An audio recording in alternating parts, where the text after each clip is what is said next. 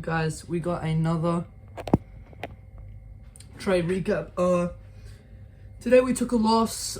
We hit our first take profit, but we ended up losing the trade off of stops, and it looks like we might actually hit our final take profits, but we need to improve for sure. I entered kind of off of FOMO a little, and I should have waited for a little bit more confirmation.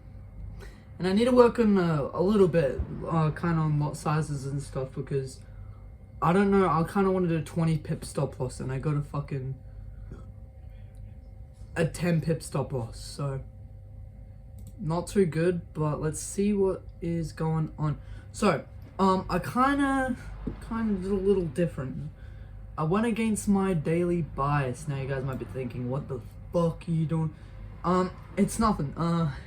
I did this because we were retracing on the daily. I'm thinking, hey, we're gonna quickly retrace on the daily, maybe even reverse, because we're in these gaps. So that was my kind of idea. On the 4 hour, the same kind of thing.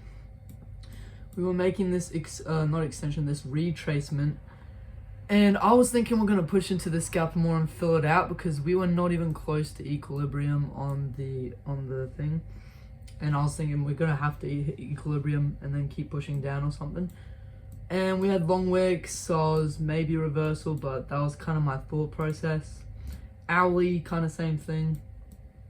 It was actually pretty decent, but we were in an uptrend and we made a retracement. 2 dojis, but I don't really know too much about them, but I know the sell side was a bit.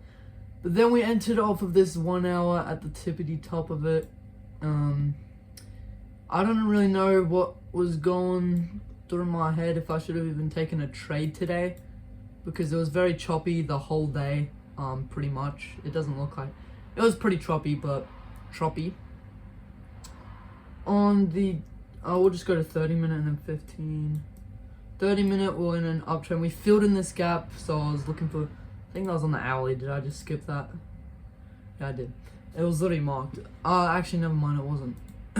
I'm stupid. We filled in this 30 minute gap, and then we rallied up, so I was looking for buys. We had this long wick on the 30 minute. I wasn't too worried about that, but we kind of entered off a little bit of, you know, we should have waited for confirmation, but we were up here and there was like 5 minutes left, and I was just assuming we are going to break shock shot, but we ended up not. Anyways, we did end up eventually after I was in the trade, which we should have waited. And on the, we'll just go to 5 minute.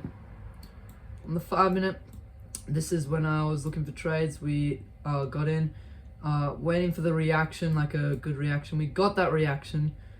We broke shock shot, and now we broke shock shot. I waited for this break of shock shot on the 5 minute, and then that's when we entered. But I was like, it was going up, and I thought I was missing out. And then as soon as I enter, we go down. But it was chill. We ended up hitting our first take profit. We got stopped out because we moved our take profit to a little bit higher or lower, I don't know, to $10 instead of 15. Maybe I shouldn't have done that, but we ended up hitting, or we might end up hitting all our take profits, and it might have just been a 30-minute hourly retrace. So that's a bit annoying, but I mean, decent trade today. There's not really much to go through. This is kind of the aftermath of Trump and the tariffs, but look, it's just been a little choppy today. I mean, actually not even really that much, but not the best price action. It was pretty normal. Wasn't even that bad, now that I think about it. I marked out these highs. This is why I had one of my first take profits here, because we might reverse once we hit it. This was New York Stock Exchange highs, and then I marked out places in the big gaps where we could just reverse from. So that's really it. I hope you guys liked that video, and I'll see you guys in tomorrow's recap.